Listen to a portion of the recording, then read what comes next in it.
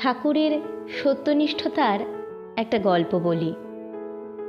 কলকাতার প্রসিদ্ধ দানশীল ধনী শম্ভুচন্দ্র মল্লিক মহাশয়কে ঠাকুর তার 4 জন রসদদারের মধ্যে দ্বিতীয় বলে নির্দেশ করতেন। রানী রাসমণির কালীবাড়ির কাছে তার একটি বাগান ছিল। সেখানে তিনি ঠাকুরের সাথে ভগবত চর্চায় অনেক সময় কাটাতেন। ওই বাগানে তার প্রতিষ্ঠিত একটি দাতব্য ঔষধালয় ছিল। ঠাকুরের পেটের অসুখ অনেক সময় লেগে থাকতো। একদিন ওরকম পেটের অসুখের কথা জেনে শম্ভুবাবু ঠাকুরকে একটু আফিম সেবন করতে বলেন। আরও বলেন ফেরার সময় তার কাছ থেকে নিয়ে যেতে। ঠাকুর ওই কথায় সম্মত হলেও যাবার কালে আফিম নিতে বিস্মিত হলেন।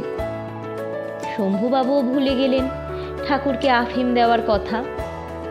শম্ভুবাবুর কাছ থেকে বিদায় নিয়ে পথে এসে ঠাকুরের মনে পড়ল আফিমের কথা এবং তিনি পুনরায় ফিরে চললেন। কিন্তু এসে দেখেন শম্ভুবাবু অন্দরে গেছেন। ঠাকুর তাকে আর না ডেকে কর্মচারীর কাছ থেকে একটু আফিম নিয়ে ফিরতে লাগলেন। কিন্তু পথে এসে ঠাকুরের কেমন একটা ঝোঁক এলো যে তিনি আর পথ দেখতে পেলেন না। রাস্তার পাশের জলনালায় ঠাকুরের পাকে কেউ টানতে লাগলো।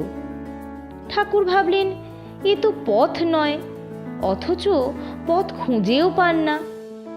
আশ্চর্য, এই যে শম্ভুবাবুর বাড়ির দিকের পথ বেশ দেখতে পাচ্ছেন। এইবার ঠাকুর শম্ভুবাবুর ফটকের কাছে এসে অনেক ভেবে চিনতে পুনরায় রাসমণির বাগানের দিকে চললেন। কিন্তু 2-1 পা আসতে না আসতেই আবার পূর্বের মতো হলো। বিপরীত দিকে পা টানল ঠাকুরের। এরূপ কয়েকবার হওয়ার পর ঠাকুরের খেয়াল হলো যে শম্ভুবাবু বলেছিলেন আমার নিকট থেকে আফিম নিয়ে যেতে।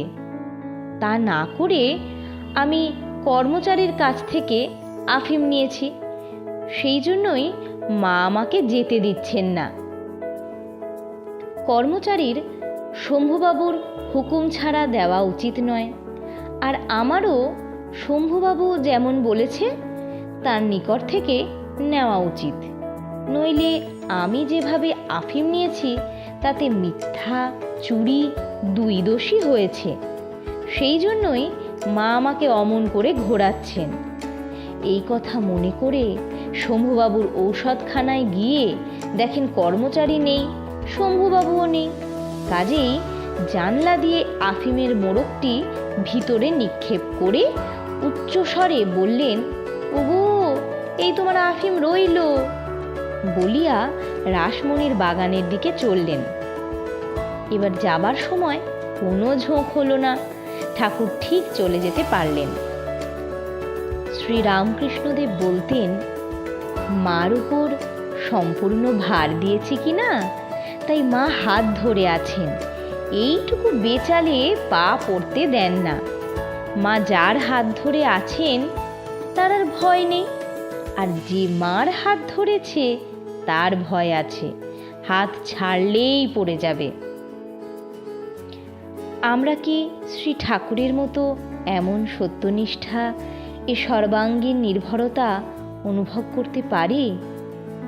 জয় গুরু মহারাজ জি কি, জয় মহামাই কি, জয় স্বামীজি মহারাজ কি জয়।